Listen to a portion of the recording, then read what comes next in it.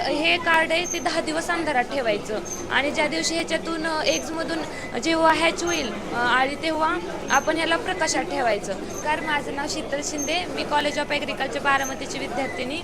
तर ही रेशीम उद्योग याचं आपण म्हणजे स्टार्टअप जरी करायचं असला तर ही खूप चांगली आयडिया आहे. कारण ह्याला 100% सबसिडी आहे. म्हणजे ही जी मशीन आहे ही धागा काढण्याची आहे. तर ही 2 लाखापर्यंत येते आणि त्याचं शेड आहे ते 2-2.5 लाख खर्च होतो त्याला.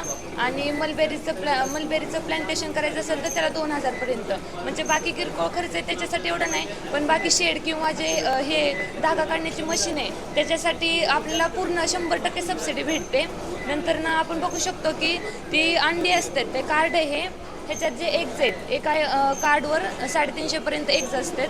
तर ह्याच्यातून 300पर्यंत आळ्या बाहेर निघतात. असे आपण एका एकरासाठी 500 ते 700पर्यंत आपण कार्ड खरेदी करू शकतो आणि एका कार्डची किंमत ₹7. तर हे त्यानंतर ना आपण ह्याला म्हणजे असे त्याचे 7 इन्स्टार असतात हे आळीची. तर 25व्या दिवसापर्यंत ती म्हणजे तिची पूर्ण स्टेज कंप्लीट होते आणि 25 दिवसानंतर ना ती असा म्हणजे कपून तयार करते, म्हणजे स्वतःभोवती ते असं जाळं तयार करते. आणि हे नंतर ना उकळत्या पाण्यात टाकायचं.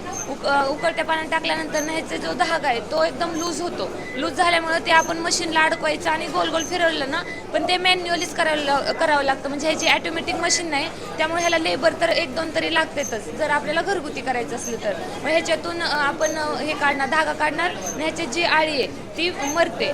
जर आपण हे जर उकळत्या पाण्यात आपण जर नाही टाकलं तर 25 दिवसानंतर 5-6 दिवसांनी ह्याच्यातून फुलपाखरू निघतं.